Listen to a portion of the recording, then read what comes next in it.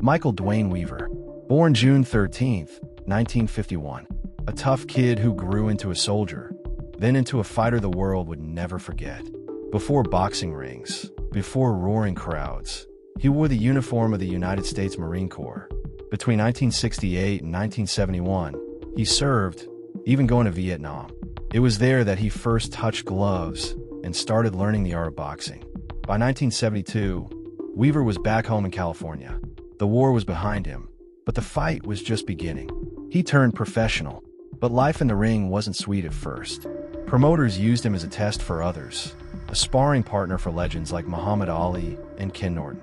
Norton even gave him a nickname, Hercules, because of his chiseled body.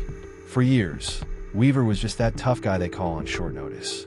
But slowly, very slowly, things began to change. In 1976, he upset Jody Ballard, a respected veteran. Then in 1978, he pushed contenders to the limit, losing close decisions but earning respect. Later that same year, he found a new team, and suddenly, boom, 5 knockouts in a row. He shocked everyone by stopping top-ranked fighters like Bernardo Mercado. That streak earned him a huge fight. Madison Square Garden, June 1979. The undefeated Larry Holmes versus the nobody, Mike Weaver. Holmes had 30 wins. Weaver had 8 losses. Everyone thought it would be a walk in the park. Even HBO only bought the rights because nobody else wanted them. But the fight turned into a war. Weaver wasn't just tough, he was dangerous. Round after round, he pressed Holmes, hurting him, pushing him back. In the 11th, Holmes caught him with an uppercut, and in the 12th, the referee stopped it.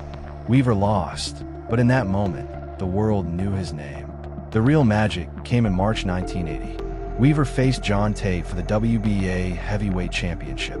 Tate was undefeated, an Olympic star, a hero in his hometown. For 14 rounds, Tate outboxed Weaver. Commentators had already written the ending. Tate keeps his belt, Weaver goes home. But boxing is cruel and beautiful. With just 40 seconds left in the final round, Weaver launched a thunderous left hook. Tate fell, out cold. The new champion of the world, Mike Weaver. Newspapers showed Tate sleeping on the canvas, while Weaver celebrated with a handstand. Weaver wasn't done. That same year, he defended his belt in South Africa against Jerry Cutsey. Knocked him out in the 13th round, the first time Cutsey had ever been dropped. In 1981, he outboxed James Quick Tillis over 15 rounds. The Marine-turned-champion was proving himself again and again. But in December 1982, his career met one of its most painful nights. Facing Michael Dokes, Weaver was stopped in just over a minute. Many fans cried foul, saying the referee ended it too soon.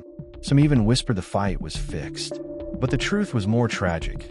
Just weeks earlier, Duck Koo Kim had died from a brutal fight, and referees were ordered to protect the boxers. That night, the caution cost Weaver his belt. He fought Dokes again in 1983. This time, a full 15-round war that ended in a draw. No belt for Weaver, but his spirit never broke.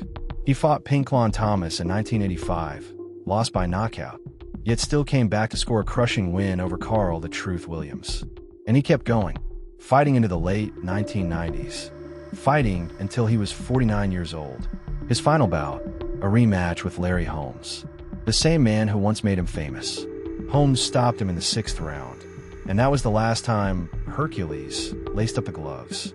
From Marine to journeyman to world champion, Mike Weaver's story is proof. Even when the world counts you out, if you keep swinging, one punch can change everything.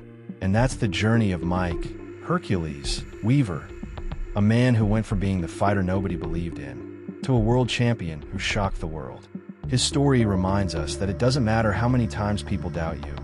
What matters is that one moment, that one chance, when you rise and prove them all wrong. Because in life, just like in the ring, it only takes one punch to change everything.